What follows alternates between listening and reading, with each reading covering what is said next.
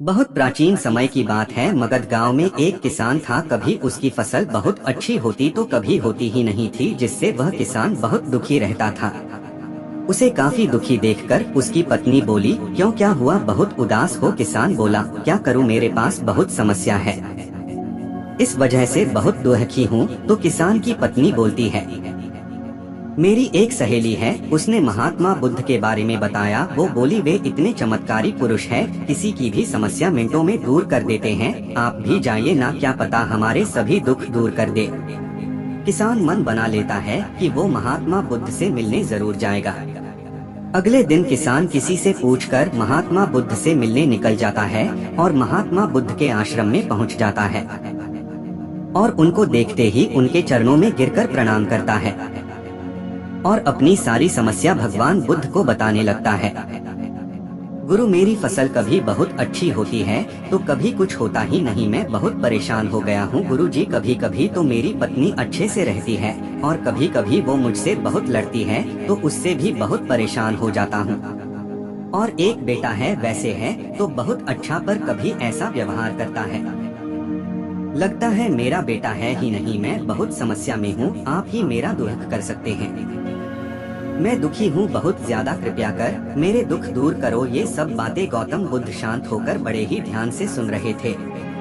तब किसान बोला, गुरु, आप कुछ बोल क्यों नहीं रहे हैं? मैं आपसे अपनी समस्या का समाधान पूछने आया हूँ और आप मौन हैं।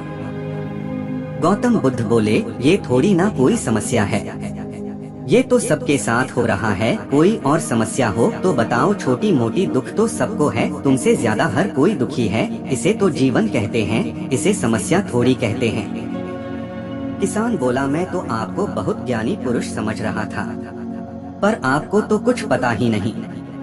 काहे का गुरु बने फिरते हो जब किसी समस्या का समाधान ही नहीं है? आपके पास पता नहीं क्यों आप लोगों के भगवान बने फिरते हो, कुछ आता जाता है नहीं, गुरु बने हो। इतना बोलकर किसान वहाँ से जाने लगा। तब गौतम बुद्ध कहते हैं, तुम्हारी इस समस्या का कोई समाधान नहीं है, पर जो दूसरी समस्या है उसका समाधान है। किसान ये बात सुनकर और गुस्से में होता है, बोलता है, जो समस्या लेकर आया हूँ उसका कोई उपाय नहीं बता पाए, अब दूसरी समस्या का समाधान बता रहे हो जो मुझे पता ही नहीं है।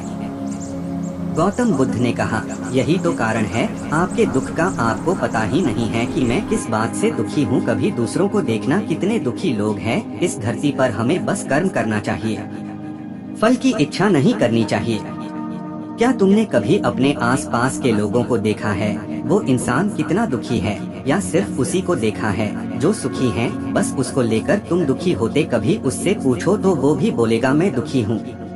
कभी किसी भी वजह से दुखी मत रहो, देखो कितने सुख की अनुभूति होती है। इस दुनिया में हर कोई दुखी है। अपने जिंदगी में मन में इच्छा की त्याग कर दो, तब तुम सुखी हो जाओगे, क्योंकि दुख तो लगे रहते हैं, वो समय के साथ अपना रास्ता बदल लेते हैं। बस उस दुख में न घबराओ और सुख में बहुत ज्यादा खुश भी मत होना, अपने आप तुम्हारी समस्या खत्म हो जाएगी। किसान गुरु के चरणों में गिरकर रोने लगता है और बोलता है, आपने मेरी आंखें खोल दी, अब आपने मुझे सही मार्ग दिखाया है। भगवान, मैं अब बहुत संतुष्ट हूँ, आपकी बातों ने मेरा मन खोल दिया। मैं धन्य हो गया और अपनी की हुई गलतियों की माफी मांगने लगा। उसे ये एहसास हो गया कि उसने गुरु का कितना अपमान किया है और ये भी जान गया कि समस्या होती नहीं, बस विचार की वजह बनती है। इसलिए कभी भी ज्यादा सोचना नहीं चाहिए। कहानी से सीख, इस कहानी में हमें ये सीखने को मिलता है, कभी अपने दुखों से भागना नहीं चाहिए। हमें जो मिला है उसमें संतुष्ट रहना चाहिए। हमसे भी ज्यादा दुखी लोग हैं इस धरती पर, उनको देखना चाहिए, तब समझ में आएगा हम कितने खुशनसीब हैं। मुझे उम्मीद है कि आप लोगों को वीडियो पसंद आएगा। अपना प्यार देते रहेंगे, प्लीज लाइक सब्सक्राइब जरूर करें। शायद एक दीवाना